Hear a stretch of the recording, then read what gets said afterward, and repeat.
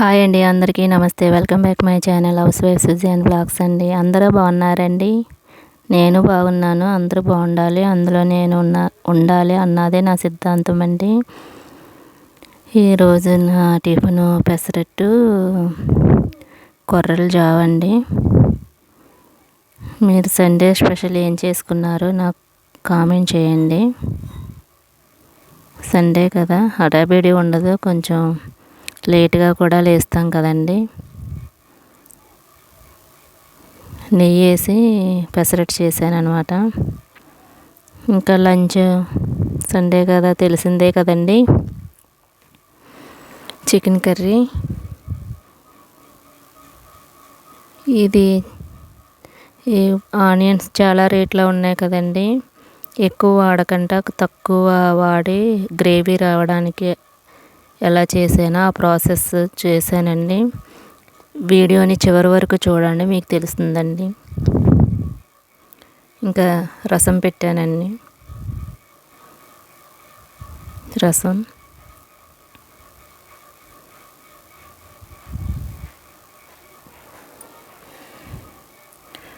వేడి వేడి రైస్ అన్నమాట. వేడి వేడి రైస్లోని చికెన్ వేసుకొని తింటే పెరుగండి, గడ్డ పెరుగు అనమాట. ఆ ప్రాసెస్ ఏంటో చూసేద్దాం రండి. ఇంకా పెసరట్టుకి ప్రిపరేషన్ చేశాను. తక్కువే కదా అని మిక్సీ ఆడాను, ఎక్కువ వేస్తే గ్రైండర్లో రుబ్బుతానండి. పెసరట్టు అందరూ నెయ్యితో కాల్చితే ఎంతమంది ఇష్టపడతారో నాకు కామెంట్ చేయండి. నా వీడియోకి ఒక లైక్ ఇవ్వండి ప్లీజ్ అండి.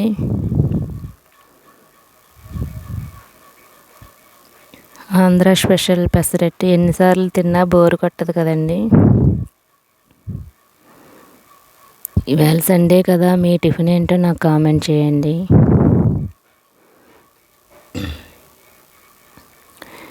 ఇంకా ఉల్లిపాయలు, పచ్చిమిర్చి, అల్లం.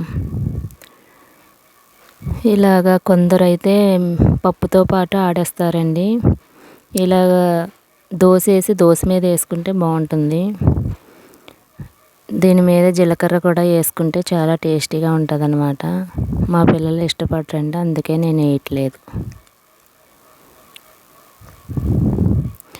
కొంతమంది క్రిస్పీగా ఇష్టపడతారు, కొంతమంది మెత్తగా ఇష్టపడతారు.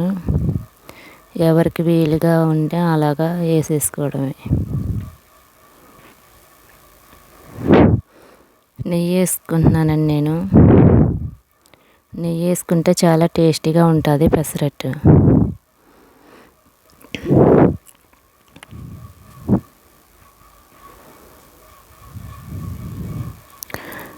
దీంతోపాటు కొర్రలు నైట్ పెట్టుకున్నానండి. ఒకరోజు కొర్రల జావ, ఒకరోజు రాగి జావ అది ఇస్తూ ఉంటానండి పిల్లలకి. మేము కూడా తాగుతూ ఉంటాం అన్నమాట. ఇది 2 సెట్లు తినేసి జావ తాగేస్తామండి. ఇదేనండి మా టిఫిను. మీరేం టిఫిన్ చేసుకున్నారో నాకు కామెంట్ చేయండి.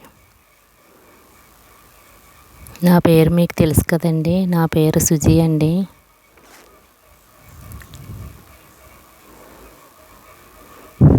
కామెంట్ చేయండి అబ్బా, నా వీడియో ఎక్కడి వరకు చేరుతుందో నాకు తెలుస్తుంది అన్నమాట.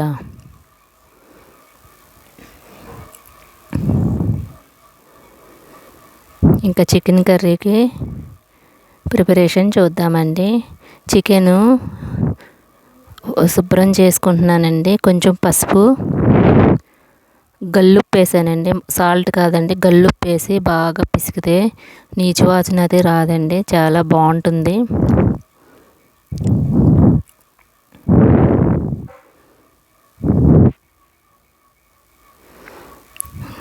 మొత్తం క్లీన్గా శుభ్రం చేసేసుకుంటున్నానండి.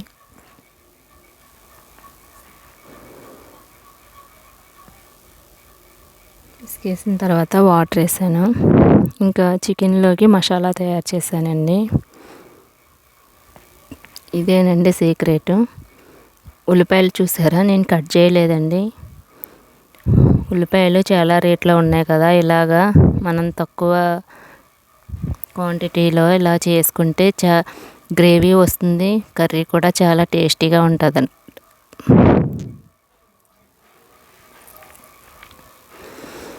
ఈ ఉల్లిపాయలు కట్ చేసి మిక్సీ జార్లో వేసుకుంటానండి.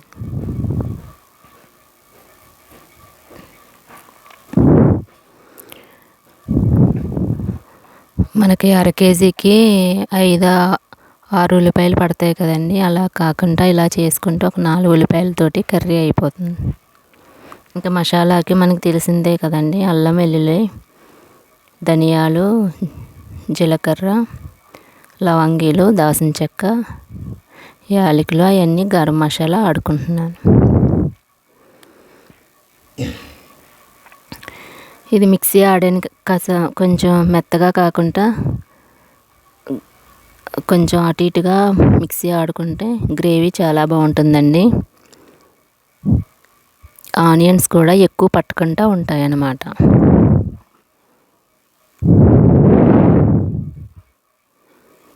ఇంకా ఫ్రై అయిపోయిన తర్వాత మనం చికెన్ క్లీన్ చేసి పెట్టుకున్నాం కదండి, ఆ చికెన్ ఇందులో వేసేసుకుంటాను.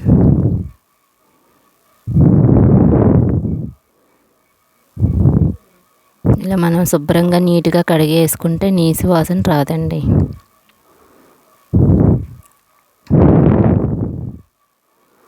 దసరా వచ్చేస్తుంది కదండి.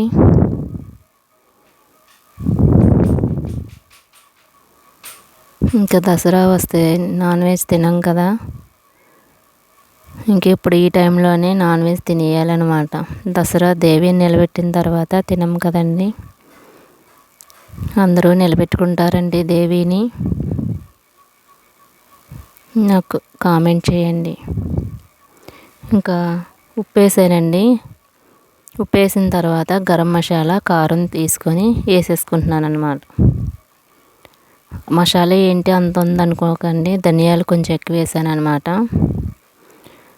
ధనియాలు పొడి కంట అప్పటికప్పుడు చేసుకున్న మసాలా వేసుకుంటే కర్రీ చాలా టేస్టీగా ఉంటుందండి. ఫ్రైలోకైనా ఇలా వేసుకుంటే ఫ్రై చాలా టేస్టీగా ఉంటుంది. మగ్గిందండి, నేను ఇంకా వాటర్ వేయలేదన్నమాట, మగ్గించాను. కొంచెం మగ్గించిన తర్వాత కలుపుకొని కొంచెం వాటర్ వేసుకుంటున్నానండి.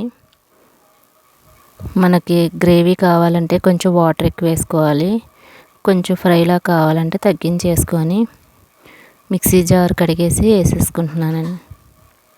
ఇంతేనండి, ఈజీ కదండి. ఆనియన్స్ తక్కువ పట్టే కర్రీ అన్నమాట. మనం ముక్కలుగా కట్ చేసి వేస్తే ఆనియన్స్ ఎక్కువ పట్టేస్తాయి కదండి. ఇలాగా కూడా ట్రై చేసి చూడండి.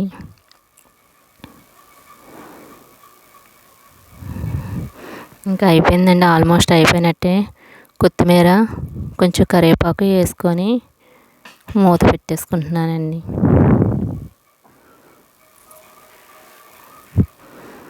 అంతేనండి, ఉంటానండి, బాయ్ అండి.